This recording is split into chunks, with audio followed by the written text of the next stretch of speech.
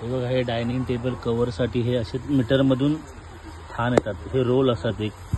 हा एक प्रकारचा रोल झाला, हा एक प्रकारचा रोल झाला. तर एक रोल 50 मीटर आणि एक रोल 30 मीटर असा येतो.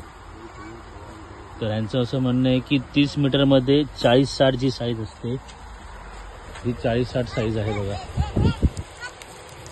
40-60चे 30 पीस बनतात. याच्यामध्ये अजून डिटेलमध्ये आपण त्यांना भेटून बोलू शकतो, आपण त्यांना जॉबवर देऊ शकतो.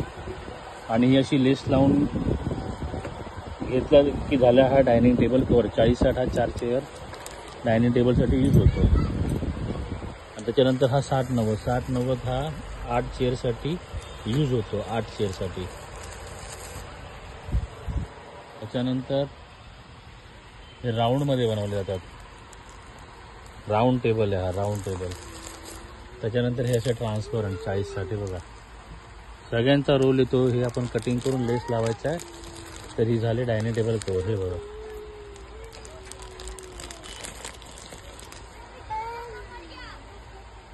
एवढं सर्व डायनिंग टेबलची रेंज आहे.